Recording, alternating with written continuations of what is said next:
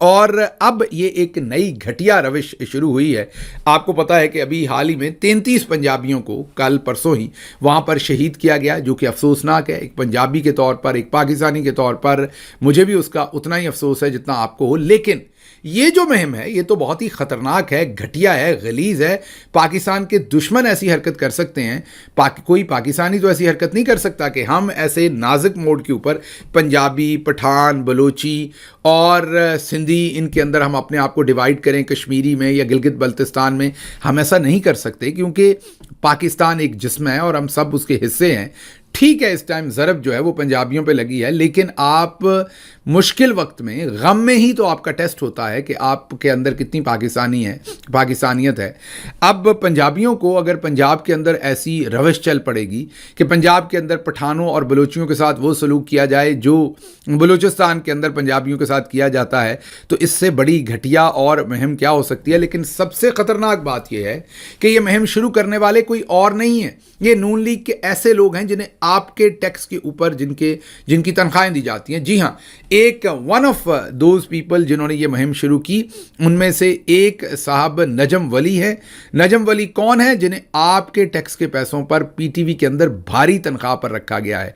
ये जिमी विर्क साहब की खबर थी, जिन्होंने बताया था कि 4 लोगों को कम से कम, आपको याद होगा कि एक तो नसर साहब को रखा गया था और एक उन्होंने खबर दी थी कि एक इन्हीं को, ये जो रज़ी दादा है उनको, नजम वली को, और एक ख़ातून है उनको रखा गया था नौकरी के ऊपर। किसी को 12 लाख, किसी को 16 लाख, किसी को 18 लाख तनख्वाहें दी गई थी। और ये लोग आपके टैक्स के पैसे से पाकिस्तान के कौमी टेलीविज़न के ऊपर नजम वली ख़ान साहब जो हैं वो नौकरी कर रहे हैं। गालिबन 12 के 16 लाख, मुझे एग्जैक्टली नहीं पता कितनी इनको तनख्वाह दी जा रही है। मतलब जिन्हें को 50,000 ना दे, उन्हें 12 और 16 लाख रुपए तनख्वाह दी जा रही है टैक्स के पैसों से।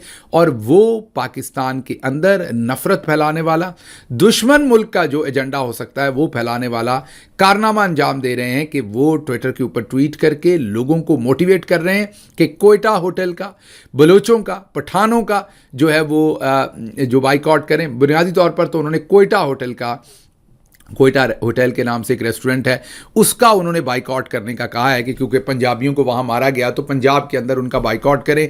लें भला कोई पाकिस्तानी इस तरह की हरकत कर सकता है कि वो इस तरह की डिवीज़न क्रिएट करे। लेकिन आप ज़रा गौर कीजिए कि ये करवाया किससे जा रहा है, कौन करवा रहा है। अब आपको समझ भी आ रही होगी कि इसके पीछे कौन से लोग हैं, किन के अज़ाइम हैं। भले ये कैसे मुमकिन है कि नजम वली जो पीटीवी के अंदर नौकरी कर रहा है, सरकारी पैसों के ऊपर नून लीग ने उन्हें लगवाया है, स्टैब्लिशमेंट के भी करीब हैं, वो इतनी बड़ी हरकत इंडिपेंडेंटली करें। इसका मतलब है इसके पीछे या तो नून लीग का आसरा है या फिर बदकिस्मती से स्टैब्लिशमेंट के किसी शख्स का आसरा है। वरना नजम वली इस तरह की गलीज हरकत अपने तौर पर, अपने ताईं इतना बड़ा इनिशिएटिव कैसे ले सकते हैं और फिर पूरी नून लीग उन्हें रिस्पॉन्ड कर रही है। ये बिल्कुल ख़तरनाक हरकत है।